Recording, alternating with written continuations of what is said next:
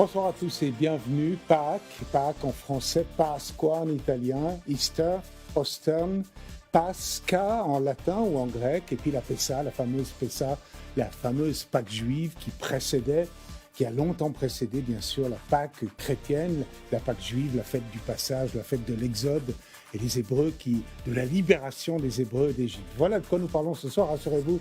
Il ne s'agit pas de donner un quelconque cours d'information religieuse, mais juste de s'interroger sur le sens symbolique pour chacun d'entre nous de ce passage, que nous soyons chrétiens ou non, que nous soyons croyants ou non. Et j'aurai le grand plaisir de le faire avec un pasteur hors norme que vous allez découvrir à l'instant.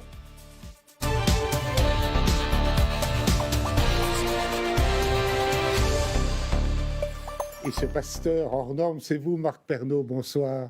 Pascal Descaillels, bonsoir. Et puis bonsoir aux auditeurs, téléspectateurs dans leur confinement. Oui, c'est pas drôle d'être confiné, c'est pourquoi on essaie de leur proposer plein de choses. Par exemple, demain à 9h, yoga sur les Monts Bleus avec Georges. Et puis, on retransmet plusieurs cérémonies religieuses de Pâques. Je donnerai le détail à la fin, dimanche à partir de 8h30. Comment, comme pasteur, vivez-vous cette expérience humaine du confinement ? Oui, alors c'est vrai, j'ai de la chance d'abord d'être marié, donc j'ai une femme adorable, qui est pasteur aussi d'ailleurs. On travaille beaucoup ensemble. Deuxièmement, je travaille beaucoup sur Internet. Donc sur Internet, on est seul avec des milliers de personnes et en fait, ça ne change pas énormément de choses. Vous dites, j'ai la chance d'être marié, je l'ai aussi. Oui. Et j'attribue à ma femme les mêmes qualificatifs que vous à la vôtre. Ça aide quand même d'être deux ou plus. Oui. Une pensée pour les personnes seules, et dans des appartements qui ne sont pas nécessairement avec vue sur la mer. Penser pour les personnes seules, oui. Personnes âgées, en plus, sentent un risque important et seules.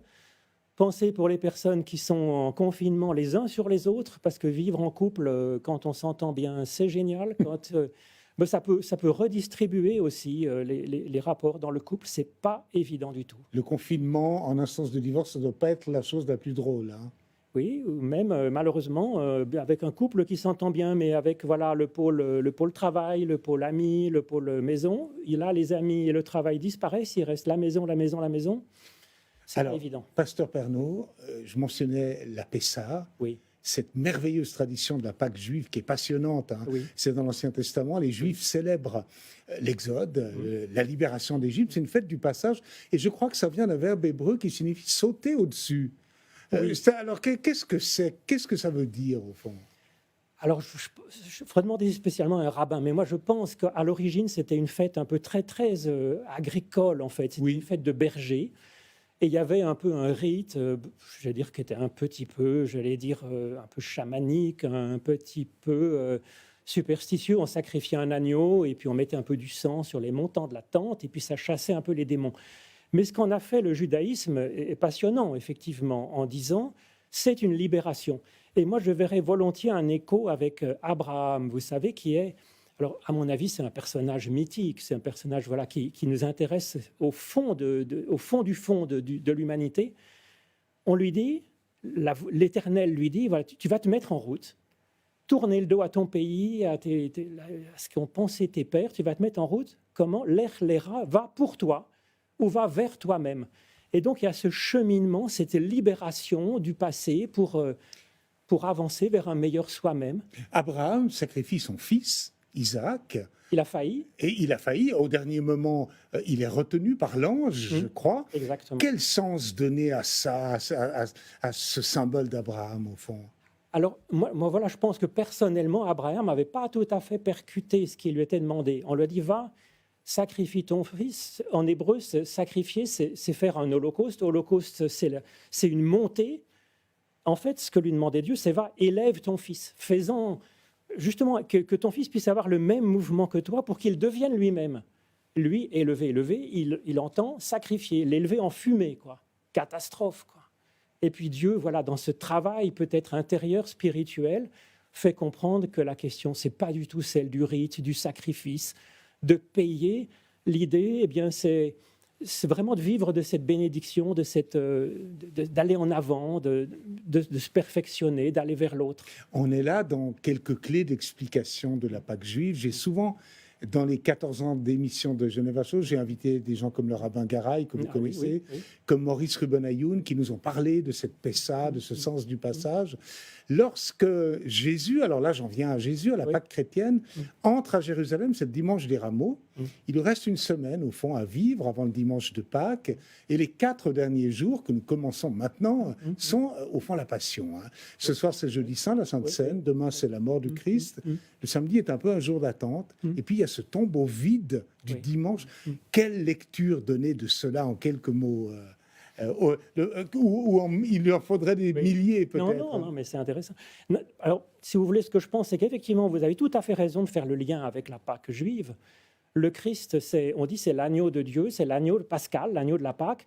Cet agneau, il est donné à manger. Il n'est pas sacrifié pour s'attirer la bénédiction d'un Dieu qui a besoin d'un pot de vin pour nous aimer. C'est l'idée de le manger, l'agneau, pour prendre des forces pour se mettre dans cette libération, cette mise en route. Et donc l'idée, c'est qu'il faut, donc le jeudi saint, il faut manger le Christ, manger son évangile, disait par exemple Origène, manger la parole, le sens de la vie, les paroles du Christ, pour que ça nous donne une énergie pour se libérer, pour avancer. Alors effectivement, ça passe par la croix. La croix, c'est une sorte de mort à soi-même, de mort à ce qu'on était hier peut-être. C'est un peu comme Abraham qui s'arrache, les Hébreux qui s'arrachent, qui franchissent la mer Rouge, franchissent le désert, franchissent le Jourdain. Donc il y a cette idée d'arrachement. Et puis le jour de la Pâque, il y a quelque chose qui se passe. Alors c'est très délicat de dire est-ce qu'il y a eu une réanimation du Jésus en chair et en os. Moi personnellement je ne crois pas, il y a des gens qui le pensent, on a tout à fait le droit. Je pense en tout cas que historiquement il s'est passé quelque chose quand même. C'est que la mort de ce Messie sur la croix, c'était vraiment honteux, c'était piteux, c'est un échec piteux. Ils auraient dû être désespérés, effrayés des persécutions. Non. On les voit très peu de temps après, près d'un enthousiasme formidable pour annoncer l'évangile du Christ. Mais entre les deux, il s'est quand même passé quelque chose de ressuscitant. Alors justement, cette résurrection, pour ceux qui croient bien sûr, on n'est pas là pour dire aux gens ne croyons pas, mais on essaie de donner des clés. J'ai relu les évangiles pour vous interviewer, ceux qui en font mention, et on nous parle d'un tombeau vide. Oui. Et on est devant ce vide. Oui. On n'est pas devant un homme ressuscité. Après, il apparaît aux disciples. Mais d'abord, on est devant un vide. Que signifie ce vide ? Vous avez raison, d'autant plus que l'évangile selon Marc, il se terminait à l'origine sur ce tombeau vide, un ange qui dit « vous verrez par la suite », et puis les femmes qui sont là, et l'évangile se terminait sur ce tombeau vide. Une incertitude. Et c'est après qu'il y a une finale de Marc qui a été rajoutée après au IIe siècle. Donc vous avez raison, le tombeau vide, c'est le plus certain dans les 4 évangiles. Mais à mon avis, ça veut dire que la mort n'a pas le dernier mot. Et que dans le tombeau, dans ce qui reste, il n'y a là rien qui vaille la peine. En fait. Avant de ressusciter, Jésus vit sa passion, la nuit du jeudi au vendredi. Et une chose aussi me trouble, il pleure sur Jérusalem, il pleure sur le temple. Et on est à peu près 37 ans historiquement, avant ce que sera historiquement prouvé, la destruction du temple de Jérusalem, je crois que c'est sous l'empereur Titus. Et ce temple, dont il ne reste que le mur des lamentations aujourd'hui, comment expliquez-vous cette prémonition historique de Jésus par rapport à un événement qui sera majeur, au fond, et qui va provoquer la diaspora du peuple juif ?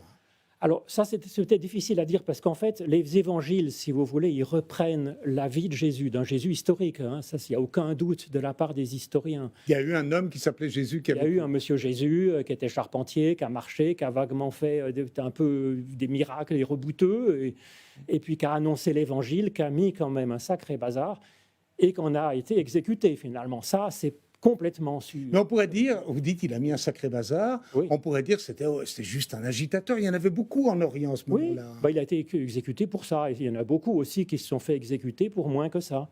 Et donc, si vous voulez, ça c'était le Jésus. Mais ensuite, les évangiles ont été écrits quand la première génération des témoins a commencé à disparaître. C'est comme quand on fait les mémoires de la Shoah, on se précipite maintenant pour interviewer encore une grand-mère, un grand-père. Pour avoir encore des témoignages. Voilà. Et donc les évangiles, c'est ça. Donc ça a été écrit finalement après la destruction du temple. Donc dans ces récits de l'Évangile, il y a du vrai Jésus historique, des vraies paroles de Monsieur Jésus, et puis il y a une mise en récit du message fondamental qui a fait vivre, qui a transformé la vie de ses disciples. Vous évoquiez le ressuscité. Là, on est dans... Oui, oui. On croit ou on ne croit pas, hein, c'est A ou B.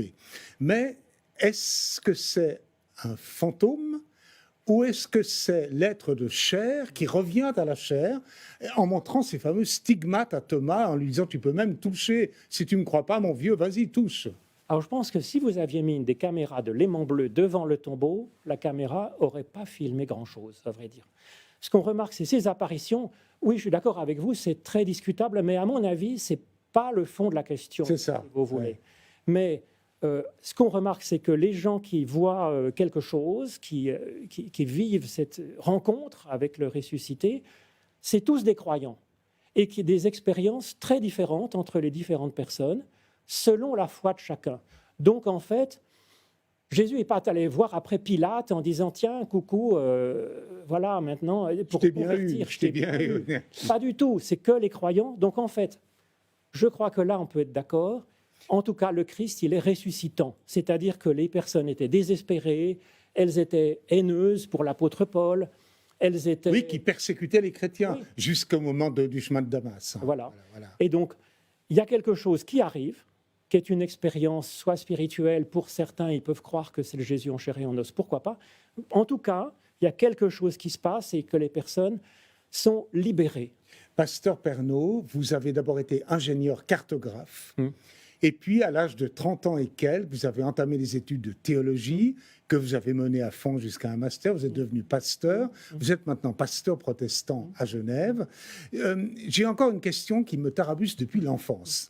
Ces évangiles qui nous racontent la vie et la mort et la résurrection du Christ, pourquoi diable, pardonnez-moi ce mot, mais pourquoi diable y en a-t-il 4? Un seul texte aurait suffi, non? Ah, mais c'est ça qui est merveilleux, c'est que ça ouvre, là aussi, c'est une libération.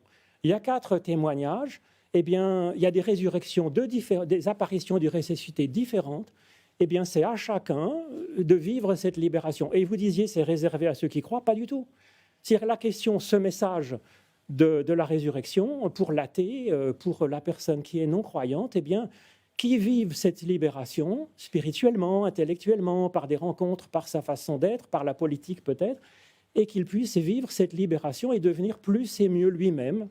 Mais ces 4 auteurs, Matthieu, Marc, Jean et Luc, en effet, il y a des moments où ça s'épouse, des moments où ça se sépare, il y a des scènes qui sont données par l'un et pas par l'autre, il y a des scènes qui sont données par les 4, il y a toutes les possibilités. Ça me fait penser à un film de jeunesse de Stanley Kubrick, L'Ultima Razzia, milieu des années 50, noir-blanc, qui raconte de plein de manières différentes un hold-up sur un champ de course.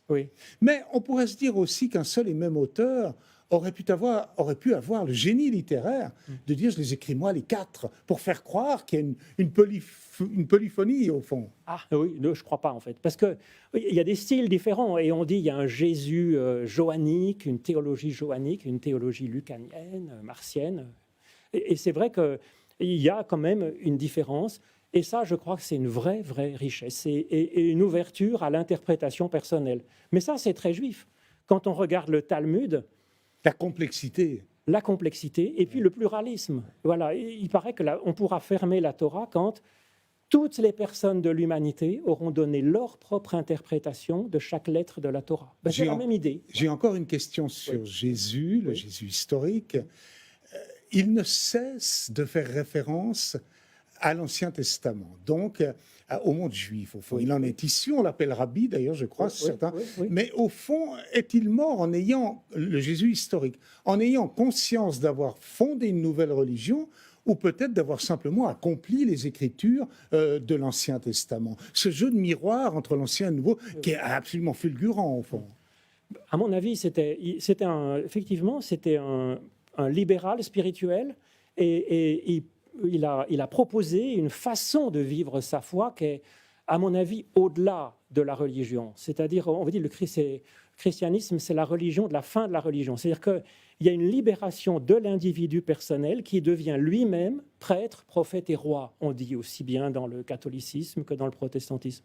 C'est-à-dire que chacun a le droit d'avoir son opinion personnelle éclairé par l'esprit, travaillant sa conscience, son intelligence, et puis voilà, avoir son point de vue, un point de vue prophétique. Vous dites libéral par opposition à orthodoxe ou fondamentaliste, où il faudrait lire la fondamentalité textuelle, au fond. Hein. Alors il y a ça, et puis il y a aussi le fait de respecter une loi religieuse. Il dit le sabbat, d'accord, mais ce n'est pas le but de l'humanité de respecter la religion, les rites.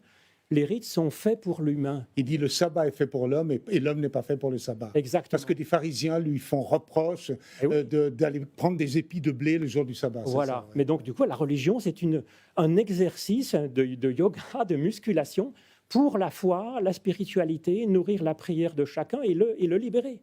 Alors, pasteur Pernaut, vous êtes totalement passionnant. Il faut dire un mot. Vous êtes un pasteur totalement moderne. Vous avez un site internet, un blog. Oui. On peut donner les coordonnées de ce blog?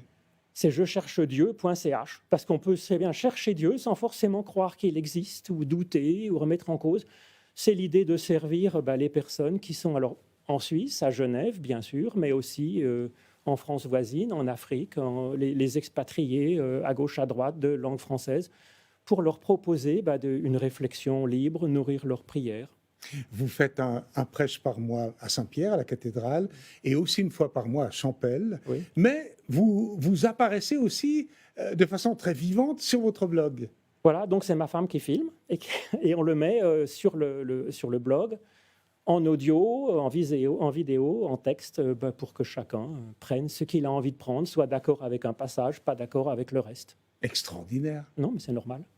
Vous parliez de votre épouse. Oui. Elle est coréenne, en fait. Elle est coréenne. Oui. Une dernière chose me frappe, parce qu'on parle des femmes dont le rôle est tellement important dans ce monde-là.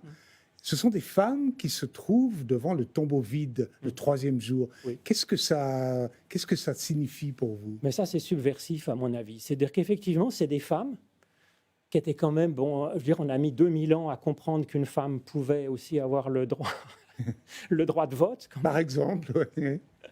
Et donc, c'est des femmes qui ont eu cette compréhension que la mort n'était pas la fin de tout et qui ont pu saisir par la foi que l'histoire n'était pas finie et qu'au contraire, c'était vraiment le début, en fait.